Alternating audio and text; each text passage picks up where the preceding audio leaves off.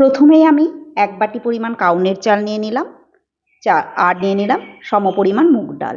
চালটাকে খুব ভালো করে 4-5 বার জল দিয়ে ধুয়ে পরিষ্কার করে আবার জল দিয়ে ভিজিয়ে আধ ঘন্টার জন্য রেখে দিলাম। আর ডালটাকে প্রথমে একটু হালকা করে ভেজে নেব। বেশি ভাজবার দরকার নেই, একটু সুন্দর গন্ধ বেরোলেই হবে। তারপর এটিকেও ঢেলে নিয়ে জল দিয়ে পরিষ্কার করে ধুয়ে নিয়ে ভিজিয়ে রাখবো এটাকেও আধ ঘন্টার জন্য। আর এদিকে কিছু সবজি আমি কেটে নিয়েছি, ফুলকপি, গাজর, আলু, মটরশুঁটি। আপনারা চাইলে ইচ্ছে মতো সবজি এর মধ্যে দিতে পারেন। আর এবার কড়াই বসিয়ে দিয়েছি, কড়াইতে প্রথমে বাদামগুলো ভেজে তুলে নিলাম।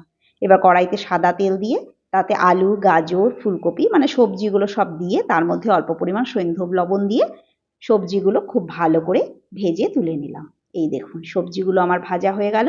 এবার ওই তেলের মধ্যে অল্প পরিমাণ ঘি দিয়ে তাতে গোটা জিরে, শুকনো লঙ্কা, তেজপাতা, 2টো এলাচ, 2টো দারচিনি ফোড়নে দিয়ে দিলাম।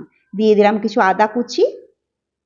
ফোড়নটা থেকে সুন্দর গন্ধ বেরোলে এর মধ্যে আমি ওই চালটার জল ছড়িয়ে নিয়ে কাউনের চালটা এর মধ্যে দিয়ে দেবো। চালটা খুব ভালো করে নেড়ে চেড়ে নিয়ে তারপর এর মধ্যে জল ঝরানো ডালটাও দিয়ে দেবো।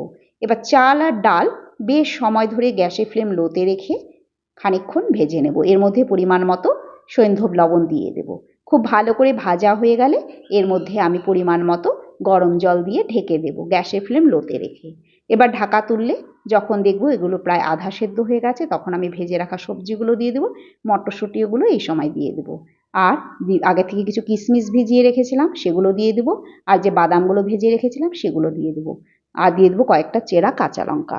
সমস্তটা খুব ভালো করে নেড়ে চেড়ে নিয়ে আবারও ঢাকা দিয়ে দেবো। এবার ঢাকা তুললে দেখুন আমার সবজি, খিচুড়ি সব সেদ্ধ হয়ে গেছে। এবার এর মধ্যে অল্প পরিমাণ চিনি দিয়ে দেব। আর সবশেষে দিয়ে দেব অল্প পরিমাণ ঘি।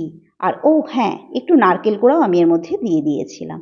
সেটা অপশনাল, আপনারা থাকলে দেবেন, না দিলেও চলবে। যাই হোক, খুব ভালো করে নেড়ে চেড়ে নিলাম। এবার গ্যাসের ফ্লেম বন্ধ করে 10 মিনিটের জন্য ঢেকে দিলাম। 10 মিনিট পর ঢাকা তুলে দেখুন আমাদের কাউনের চালের খিচুড়ি একদম তৈরি।